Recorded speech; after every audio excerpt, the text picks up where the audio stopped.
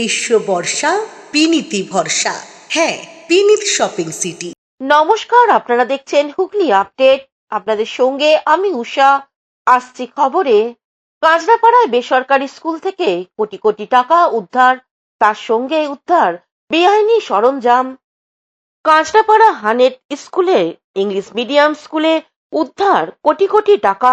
বীজপুর থানার পুলিশ টাকাগুলি উদ্ধার করেছে। এছাড়াও এই স্কুলে বিলাসবহুল বেডরুমে হদিশ পাওয়া গেছে, যেখানে বেশ কিছু আপত্তিকর জিনিস পাওয়া গেছে। এর মধ্যে ব্যবহৃত কন্ডম থেকে শুরু করে মদের বোতল রয়েছে। কাঁচরাপাড়া হানেট ইংলিশ মিডিয়াম স্কুলে গতকালে ঘটনার পর আজ স্কুলের প্রিন্সিপাল বিকাশ চন্দ্র পাল, কাঁচরাপাড়া পৌরসভার প্রাক্তন পৌরপ্রধান তথা এই স্কুলেরই পরিচালন কমিটির সভাপতি কমল অধিকারী সহ 4 জনের নামে বীজপুর থানায় অভিযোগ দায়ের করেছে। এটা অ্যাডমিশনের টাকাটা অ্যাকাউন্টেন্ট মানে ভর্তির টাকাগুলো এপ্রিল মাস থেকে স্টুডেন্ট যে ভর্তি হয় সেই টাকাগুলো জমা করেছিল। একটা ওনার উচিত ছিল মানে একদিন বা দুদিন অন্তর ব্যাংকে পাঠানো, উনি ব্যাংকে পাঠায়নি। আর এটা পুরো অ্যাকাউন্ট সেকশনের পার্টে, আর আমি প্রিন্সিপাল হিসেবে শুধুমাত্র আমার একাডেমিক পার্টের আমার দায়িত্ব ছিল, এই পাঠায়নি সে ব্যাপারে আমার কোনো নলেজ ছিল না। আর ওই যেটা বলছে অপ্রীতিকর যে জিনিস পাওয়া গেছে, এটা আমার কল্পনা বাইরে, বেডরুম থেকে মানে স্টুডেন্টের সিক রুম থেকে, এটা আমার নলেজের বাইরে। এটা কিভাবে হলো আমার কোনো এর ব্যাপারে ধারণাই নেই। খারাপ লাগছে তো আমার ভীষণ, কারণ এই অঞ্চলে, এইসব অঞ্চলে আমরা ছেলেবেলা কাটিয়েছি। পাশের স্কুলে আমি পড়তাম, যে কোনো স্কুলে হলেই খারাপ লাগবে, এই সমস্ত স্কুলে হলে আরো খারাপ লাগে। ছোট থেকে যে স্কুলগুলো দেখেছি, যে এত বাজে ব্যাপার। একটা স্কুল তাদের লম্পটের জায়গা, একটা লম্পট কমল অধিকারী এবং প্রাক্তন এমএলএ তার দাদা, এই দুই লম্পট এই স্কুলটাকে তছনছ করে দিয়েছে। পুরো শিক্ষা ব্যবস্থাকেই বীজপুরে তছনছ করে দিয়েছে। কোটি কোটি টাকা স্কুল থেকে উদ্ধার হবে, এত টাকা, এত টাকা হচ্ছে স্কুলে ক্যাশ থাকবে? স্কুলে তো অ্যাডমিশনের টাকা হলে সে টাকা জমা পড়বে, সে টাকা ক্যাশ কেন? দ্বিতীয়ত তারপরে বেডরুম সেখানে, এবং বেডরুম থেকে কি উদ্ধার হয়েছে তো আপনাদের ক্যামেরায় ধরা পড়েছে। মানে আমার ভাষা নেই, মানে এবং আমার খুব খারাপ লাগছে যে একটা স্কুলকে কোন জায়গায় এরা নিয়ে গেছে। যে এই ছাত্রছাত্রী আজকে অভিভাবকদের মনে কি হচ্ছে, বাচ্চাগুলোর মনে কি হচ্ছে, স্কুলটা মাস্টারমশাই, আরে তারা তো এই মাস্টারমশাই বা এই প্রেসিডেন্ট এগুলো চোর আমরা জানছি, কিন্তু স্টুডেন্টদের কাছে তো মাস্টারমশাই বা স্কুলের যিনি প্রেসিডেন্ট তারা মানে তারা ভাবছে যে স্কুলে তাদের তো এত অঙ্ক, এত পার্টি, তৃণমূল, বিজেপি, তারা জানে না বাচ্চাগুলো, কিন্তু তারা দেখছে স্কুলে এই ঘটনা ঘটছে। 2022 সালের সিবিআই রেড হওয়ার পরে তারপর তারা টাকা রাখার জন্য এই জায়গাগুলো, যেগুলো আমরা ভাবতে পারবো না। আমার তো এখন আমি এইভাবে ভাবছি যে আর কি কি জায়গা হতে পারে যেটা আমরা ভাবতেই পারি না, সেগুলো ভাবতে হবে। কারণ ওরা এই জায়গা যখন স্কুল বেচেছে, তাহলে আরো অনেক এরকম জায়গা আছে যেখানে ওরা টাকা রেখেছে। Bureau report, Hooghly update. শালবনির প্রাক্তন বিধায়কের বাড়ি থেকে উদ্ধার সরকারি নথি, ত্রাণের ত্রিপল। এলাকায় চাঞ্চল্য। শ্রীকান্ত মাহাতোর আত্মসহায়ক বরুণ ঘোষের বাড়িতে উদ্ধার গুচ্ছ গুচ্ছ নথি থেকে সরকারি ত্রিপল, তৃণমূলের দলের পতাকা, তৃণমূলের সিম্বল সম্বলিত ছাতা থেকে একাধিক নথি। হঠাৎ করেই বিকাল থেকে খবর ছড়িয়ে পড়ে শালবনির প্রাক্তন বিধায়ক শ্রীকান্ত মাহাতোর আত্মসহায়কের বাড়িতে 4.5 কোটি টাকা লুকিয়ে রাখা হয়েছে। এই খবর পেয়েই উৎসুক জনতার তরফে জানানো হয় পুলিশে।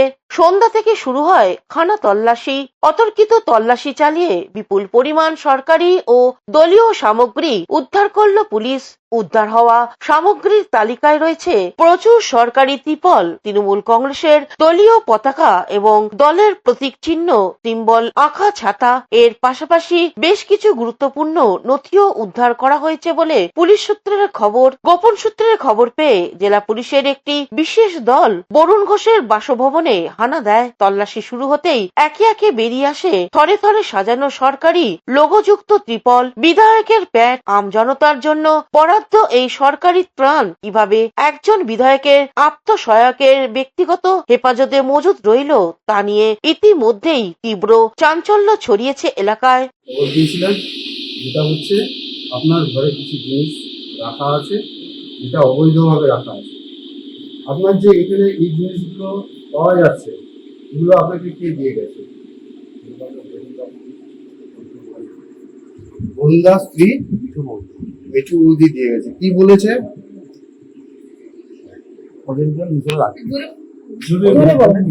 আমি বলছি, অনেকক্ষণ লাগে আমার বলা যাবে হ্যাঁ বরুণ দাস স্ত্রী এলো আমাদের সঙ্গে ভালো সম্পর্ক, ওর ভিত্তে মায়ের ঘর হয়। হ্যাঁ, দিয়ে বললো আমাদের কিছু আমরা খুলেও দেখিনি, সত্যি আবার মানে পুরো সঠিক কথা বলছি। কৌশিক ঘোষের রিপোর্ট, হুগলি আপডেট। এখন নিয়ে নেব বিজ্ঞাপন বিরতি। বিরতির পর ফিরে আসছি খবরে। Blooming Bud School, where dreams become achievements. This year, our Class 10 CBSE achievers have made us proud once again, proving that with the right guidance, every dream can become a success story. Our 2026 school toppers, the shining stars of Blooming Bud School, whose hard work, dedication, and determination have inspired an entire generation. Now your child can be the next topper. At Blooming Bud School, we don't just prepare students for exams, we prepare them for life. Here's why parents choose us. A.D. Ghosh Memorial Scholarship 2026 for deserving students. Free IITG and NEET coaching from classes 8 to 12. Smart and digital content-based learning, roller skating and all-round personality development. And a safe, inspiring environment where every child can grow with confidence. The next success story could be your child. Admissions are now open for Class 11, Science, Arts and Commerce. Limited seats, unlimited opportunities. Secure your child's future with Blooming Bud School today. Is a holistic weekend destination for friends, family, and couples and offers magic to soothe your body, mind, and soul.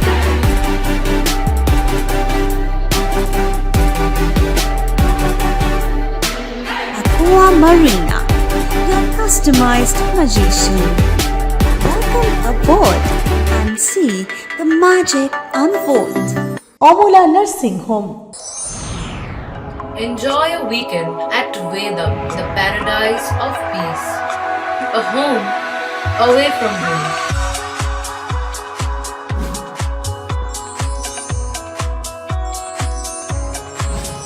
See yourself resonating with the nature. Vedam welcomes you to create your best memories. বিরতির পর ফিরে এলাম খবরে। ভদ্রেশ্বর নৃত্যাঙ্কনের বার্ষিক অনুষ্ঠান অনুষ্ঠিত হয়ে গেল। ভদ্রেশ্বর নৃত্যাঙ্কন একাডেমির ষষ্ঠ বার্ষিক সাংস্কৃতিক অনুষ্ঠান বর্ণময় অনুষ্ঠানের মধ্য দিয়ে অনুষ্ঠিত হল। চন্দননগর নিত্যগোপাল স্মৃতি মন্দির আয়োজিত এই অনুষ্ঠানে নৃত্যাঙ্কন একাডেমির ছোট ছোট শিক্ষার্থীদের দ্বারা অনুষ্ঠান বেশ জমে ওঠে। নব আনন্দে জাগো অনুষ্ঠানে ছিল লোকগান, শ্রুতি নাটক, আবৃত্তি, নৃত্যের সাথে সম্বর্ধনা। মঞ্চে অরুণ কুমার বন্দ্যোপাধ্যায়, নাট্য জগতের গৌতম চন্দকে সম্বর্ধনা দেওয়ার ব্যবস্থা রাখে একাডেমি। এ বিষয়ে নৃত্যাঙ্কের কর্ণধার জয়িতা দে কি জানাচ্ছেন শুনবো। নমস্কার, আমি জয়িতা দে। আমাদের আজকে ষষ্ঠ বার্ষিকী নৃত্যাঙ্কন একাডেমি অ্যানুয়াল প্রোগ্রাম হচ্ছে।